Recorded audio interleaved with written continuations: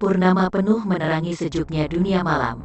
Jangkrik malam nampak bersuka cita dengan kehadiran Dewi Malam yang tersenyum mengerahkan kekuatannya menerangi bumi yang semakin lama semakin tua. Kenapa kita tidak langsung naik ke Bukit Penampihan Ayah?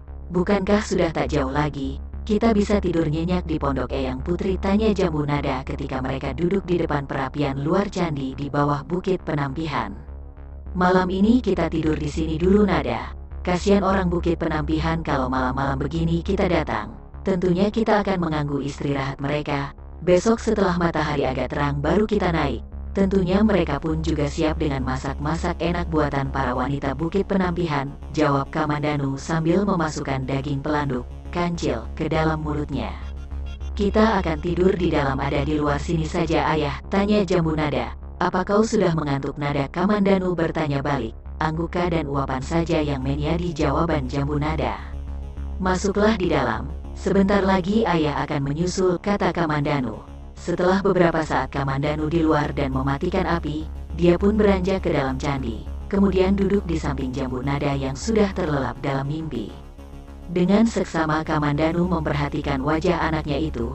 Di wajah anaknya itu terdapat alis tebal milik istrinya Sakawuni, juga hidung bangir itu. Angannya kembali terbayang akan puluhan tahun silam. Ketika dia dan Sakawuni menginap di candi itu, beberapa kali dia dan Sakawuni menginap di tempat itu sebelum naik ke Bukit Penampihan, termasuk pertama kalinya dia menginap di candi itu ketika itu Kamandanu terluka parah saat terkena ajian tapak wisa milik Dewi Sambi. Sakawuni lah yang merawat Kamandanu dengan telaten, kemudian membawanya ke Bukit Penampihan menemui ibunya untuk mendapatkan bunga Tanjung Biru sebagai obat penawar dari racun tapak wisa. Sakawuni hampir semalaman tidak tidur dan menangis melihat keadaan Kamandanu yang terluka parah. Saat itu dia tak tahu kalau sebenarnya Kamandanu telah mempunyai seorang istri yang sangat dicintainya yaitu Meisin. Walaupun Kamandanu telah menikahi Meisin namun tak pernah dia menyentuh istrinya itu. Karena saat itu Meisin telah mengandung anak dari kakak kandungnya Arya Dwi Pangga. Itulah pertama kalinya Sakawuni mengenal cinta, mencintai pemuda yang ternyata telah beristri. Tapi akhirnya Hyang Widi mempersatukan mereka atas saran dan permintaan Gusti Prabu Senggramawijaya, Raden Wijaya. Mereka menikah setelah melewati waktu bersama juga disertai benih-benih cinta yang terus tumbuh karena kedekatan mereka. Ayah, aku mendengar ada bayangan yang mendekat ke arah candi ini, kata Jambu Nada memecahkan lamunan Kamandanu. Walaupun sedang tertidur nyenyak tapi karena tingkat ilmu kepekaan yang hampir sempurna Jambu Nada mendengar setiap gesekan melebihi kemampuan orang kebanyakan. Kamandanu mengangguk pelan, kemudian berdiri dan melangkar keluar yang diikuti Jambu Nada. Ternyata kalian benar-benar orang yang pilih tanding, semakin lama maka semakin matanglah. Ilmu kedikjayaan kalian, kata sosok bayangan itu ketika melihat Kamandanu dan Jambu Nada berdiri di mulut candi. Kakang Dwi Panggalah rupanya yang malam-malam begini datang menemuiku, jawab Kamandanu pada sosok yang berdiri tegap dengan rambut putih berjuntai tanpa diikat. Jambu Nada, sampaikanlah salammu pada uakmu. Kau pasti ingin berkenal dan bertemu dengan saudara ayah satu-satunya ini, dan berbahagialah kau Nada, karena kita tak perlu ke Pasuruan untuk mengunjungi uakmu. Lihatlah uakmu berkenan untuk datang menemui kita, jawab Kamandanu berdiri dengan memegang tangan kirinya yang ditaruhnya di belakang punggung. Sosok tubuh tegap dengan memakai jubah yang hitam dengan sulaman emas di tepi jubahnya. Rambutnya yang panjang terurai dengan rapi semakin menampakkan perbedaan bahwa sosok itu bukan dari kalangan rakyat biasa dan orang itu yang tak lain Arya Dwi Pangga yang dulu juga disebut pendekar syair berdarah. Pendekar bertangan panas berwatak kejam berwajah dingin karena siapapun yang bertemu dengannya pasti akan mati. Tak peduli orang itu kompolotan hitam atau putih. Namun itu dulu, ketika dia masih muda. Tapi entahlah sekarang, sepengetahuan Kamandanu Empu Lunggah telah menggunakan ajian rajut busana untuk merontokkan kekuatan Arya Dwi Pangga bahkan matanya menjadi buta. Sehingga saat itu dia tak lagi bisa menggunakan ajian Kidung Pamungkas atau pedang bulan sabitnya. Tapi menilik dari gerak dan aliran napasnya tentunya dia mempunyai tenaga dalam yang sangat besar. Juga matanya yang tak lagi nampak buta. Apalagi kejadian di gerbang Pedukuhan Kurawan. Dengan cekatan dia menangkap tubuh Ki Ponco kemudian tak dapat dilihat dengan mata orang kebanyakan dia pun menarik tubuh Pragolopati ke dalam pelukannya. dan dengan mudah pula membopong kedua tubuh itu menembus kegelapan seperti tak ada beban berat yang dibawanya. Tentunya tenaga dalamnya telah jauh melesat dari waktu dia masih muda dulu. Salam hormatku Uwa, namuku Jambu Nada. Senang sekali rasanya dapat bertemu dengan Uwa. Ayah hanya dapat bercerita bahwa ayah mempunyai kakak kandung tanpa dapat mempertemukanku dengan Uwa, kata Jambu Nada dengan menunduk hormat dan mencium tangan Arya Dwi Pangga. Maafkan Nada Uwa. Belum bisa berkunjung ke Pasuruan. Ayah belum memberikan izin kepadaku untuk berjalan jauh sendirian. Khawatir akan keselamatan aku tak bisa lari kalau bertemu dengan harimau di Gunung Arjuna. Lanjutnya dengan tetap menunduk hormat. Bangunlah Nada, ku terima salammu. Baguslah Nada kau dan ayahmu tak datang ke Pasuruan menemuiku, karena semenjak bibimu Misin atau Nyai Pariwicara meninggal belasan tahun yang lalu aku sudah meninggalkan Pasuruan, jawabnya sambil matanya memandang bulan purnama yang bulat penuh itu. Kamandanu mengernyitkan dahinya, dan mendekati Arya Dwi Pangga. Jadi Misin telah tiada kakang? Tanyanya dengan raut kesedihan. Iya Adi, entah penyakit apa namanya yang menyerangnya. Hampir setiap penduduk di sebuah pedukuhan mengidap penyakit itu, dan dia berusaha mengobati penduduk itu, sampai-sampai dia sengaja menularkan penyakit itu padanya, agar mudah menguji ramuannya. Penduduk itu selamat, tapi tidak dengannya, karena keterbatasan bahan ramuannya, jawab Arya Dwi Pangga dengan tidak mengalihkan pandangannya. Semoga kedamaian selalu didapatkannya di sisi Hyang Widi, kata Kamandanu lirih dan juga menatap bulan yang bulat penuh di langit yang terang itu. Adi, ada satu hal yang ingin aku sampaikan padamu. Kau masih ingat dengan Wong Agung? Tiba-tiba Arya Dwi Pangga menatap tajam kepada Kamandanu. Bukankah beliau telah tiada kakang? Tanya Kamandanu. Kau benar Adi, kata Arya Dwi Pangga tajam dan tegas. Arya Dwi Pangga bergeser dan berdiri di tepi bekas perapian Kamandanu. Entah bagaimana dia melakukannya, tiba-tiba api itu tersembul dan kembali menyala. Apakah hanya dengan nafasnya dia membuat apa itu? Sebuah pertunjukan ilmu kanuragan yang sangat dahsyat. Kamandanu teringat saat dia bertarung tanding dengan Wong Agung. Dari tubuh Wong Agung keluar hawa panas yang sangat dahsyat. Tapi untunglah Kamandanu telah tuntas menguasai naga puspa tahap ketiga sehingga tubuhnya tak terbakar. Sampai akhirnya Wong Agung melarikan diri karena tak sanggup lagi melawan kekuatan naga puspa Krishna. Saat itu Kamandanu telah gelap mata melihat Empu Lunggah terluka parah akibat benturan dengan ajian Segoro Geni milik Wong Agung.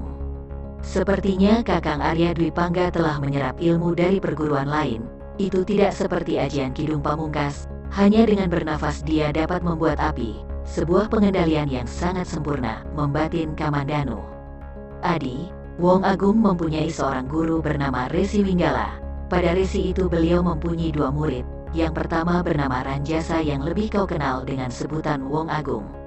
Wong Agung adalah murid kesayangannya sehingga beliau mengambilnya menjadi menantu menikahi satu-satunya putrinya yang bernama Sartini Wiratika. Nah dari pernikahan mereka lahirnya seorang putra bernama Jasa Wiret, yang usianya jauh lebih muda dari kita. Nah dialah yang kemudian menjadi murid kedua dari Resi Winggala. Selain sebagai murid beliau, Jasa Wiret juga cucunya. Sehingga apa yang ada padanya ditumpahkan pada Jasa Wiret. Bahkan dengan meminta bantuan sahabatnya Ki Panumerta, Jasa Wiret juga menyerap ilmunya. Dan dapat kau bayangkan bahwa kekuatan pada Jasa Wiret jauh melebihi ayahnya sendiri. Malahan melebihi Resi Winggala sendiri. Selain masih muda, dia juga menyerap ilmu dari Ki Panumerta. Apa yang ada dalam dirinya bagaikan perwujudan Dewa Agni, Dewa Api, mengalir begitu tegas apa yang diucapkan Arya Dwi Pangga. Sekarang Jasa Wiret adalah seorang rakrian Temenggung di Kadipaten Sadeng. Dia memimpin prajurit yang berjumlah ribuan. Dia tahu bahwa orang yang telah membakar padepokan ayahnya dan membunuh salah satu murid ayahnya adalah kau Adi. Selama ini dia terus mencarimu, sampai akhirnya dia menemukan aku, dan menjadikan aku muridnya. Walaupun dia lebih muda dariku tapi aku tak malu untuk menjadi muridnya. Dan dia mengutusku untuk mencarimu Adi, kata Arya Dwi Pangga lebih lanjut. Kamandanu terdiam, hanyut dengan cerita yang telah diuraikan Arya Dwi Pangga. Dia tak menyangka dendam dapat berlarut-larut seperti itu.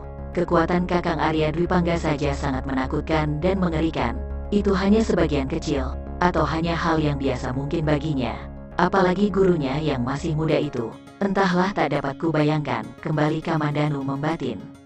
Tapi Kakang, semua ini adalah salah paham. Aku tak pernah membakar padepokan ayahnya, dan kalau mengenai murid ayahnya Empu Tong Bajil, itu adalah tugas dari Sri Baginda Sengramawijaya, karena perbuatannya yang telah meresahkan bumi Majapahit, dan hal ini akan dapat aku jelaskan pada Jasa Wiret, jawab Kamandanu mencoba membela diri. Itu bukan urusanku Adi, aku hanya datang mencarimu dan menyampaikan pesan guruku, orang yang telah membantu dan menolongku, selayaknya lah aku melakukan apapun yang dia inginkan. Apalagi aku hanya muridnya yang harus mematuhi segala perintah dan petunjuknya, kata Arya Dwi Pangga dengan memandang api yang menyala di depannya. Aku terlunta-lunta di jalanan, menggais nasi sisa orang melecehkanku, jangankan menghargaiku, memandang pun mungkin mereka tak sudi. Aku tergagap berjalan tanpa tahu malam atau siang. Orang yang selama ini menganggap aku kakaknya dengan enaknya menikmati kota Raja Majapahit, kemudian dengan tenang menyepi di gunung tanpa pernah megenang dan menghiraukan nasibku hingga akhirnya aku bertemu dengannya, mengambil aku dari sampah, dan mengangkatku menjadi orang yang dihormat di Kadipaten Sedang, sekaligus sebagai muridnya, lanjut Arya Dwi Pangga seperti mengenang nasib buruknya, dan dengan geram dia mendengus. Maafkan aku Kakang, aku pikir Kakang telah tenang tinggal dengan Meisin di Pasuruan, suara Kamandanu lirih, datanglah ke Sedang Adi. Guruku bukanlah orang seperti Wong Agung ayahnya. Dia tak ingin berperang tanding denganmu dengan mengobarkan dendam yang tak berujung pangkal. Tapi ada sesuatu yang akan menarik buatmu Adi. Aku pun juga mengharapkan kedatanganmu di sana, kata Arya Dwi Pangga tiba-tiba dengan lembut. Kamandanu dan Jambu Nada terkesiap mendengar ucapan Arya Dwi Pangga. Mereka tak menyangka akan keluar kata-kata itu dari mulut Arya Dwi Pangga. Apa maksudmu Kakang? Bukankah dia telah mendendam padaku? Tentunya dia akan membunuhku, atau akan menggunakan kekuatan prajuritnya menangkapku, tanya Kamandanu yang heran melihat perubahan sikap dan kata-kata Arya Dwi Pangga. Arya Dwi Pangga tersenyum, kemudian duduk di depan perapian. Marilah Adi, marilah Jambu Nada kita duduk di perapian ini, akan terasa hangat di sini, katanya sambil melambaikan tangannya. Kamandanu berjalan mendekati perapian, kemudian disusul Jambu Nada. Mereka duduk di depan Arya Dwi Pangga. Senyuman masih menghiasi bibirnya. Arya Dwi Pangga memandangi Kamandanu dan Jambu Nada bergantian. Datanglah Adi, dan kau juga Nada. Jasa Wiret adalah orang yang mengayomi rakyat kecil. Budi pekertinya sangat halus dan disenangi orang banyak, kata Arya Dwi Pangga dengan pelan. Apa yang menjadi alasannya mencariku Kakang? Bukankah tadi Kakang tahu bahwa aku telah dituduh membakar padepokan ayahnya, dan membunuh murid ayahnya? Kalau bukan untuk membunuhku terus apa alasannya? Tanya Kamandanu dengan heran. Nanti kau akan tahu Adi, tapi yang jelas bukan akan membunuhmu atau menangkapmu. Lagian kau adalah pendekar pilih tanding, tak mungkin kau akan tertangkap dengan mudah, apalagi dibunuh, jawab Arya Dwi Pangga. Mungkin kau tak akan percaya Adi, tapi setelah kau datang dan melihatnya sendiri kau pasti akan percaya dengan kata-kataku, kata Arya Dwi Pangga dengan lembut menjelakan ketika melihat wajah Kamandanu yang nampak tak percaya. Aku tak dapat berjanji akan datang Kakang. Aku mempunyai seorang putera, dan aku harus membimbing putraku, karena itu aku tak dapat memastikannya, kata Kamandanu tegas. Wajah Arya Dwi Pangga sedikit mengerut, tegang, tapi tak lama kemudian kembali tersenyum, walaupun bagi Kamandanu dan Jambu Nada senyuman itu terlihat aneh. Kami akan dengan sabar menunggumu Adi, banyak hal yang akan kau ketahui di sana. Selama ini kau telah dibuai oleh dinginnya Gunung Arjuna, sehingga tak kau hiraukan langit yang telah menjadi mendung, kata Arya Dwi Pangga. Nah sudah waktunya aku akan pergi, masih banyak hal yang aku lakukan. Aku bukan seperti dulu lagi Adi, yang dapat pergi kemana saja yang aku suka. Sekarang aku terikat dengan tugas. Dan salah satu tugasku untuk mencari dan mengundangmu telah aku lakukan. Aku tak bisa menemani kalian lebih lama lagi di sini. Ingat aku dan guruku Jasa Wiret akan terus menunggumu, kata Arya Dwi Pangga, kemudian tubuhnya segera berkelebat dan menghilang di balik pohon besar di tepi candi itu. Kamandanu dan Jambu Nada termangu-mangu di depan perapian. Banyak hal yang berkecamuk di dalam kepala mereka, tapi mereka tahu tak ada jawaban yang akan mereka dapatkan. Apakah ayah akan ke sana Ayah? Tanya Jambu Nada melihat ayahnya yang terpaku di depan perapian. Entahlah Nada, ayah belum bisa memutuskannya sekarang, kata Kamandanu menoleh Jambu Nada.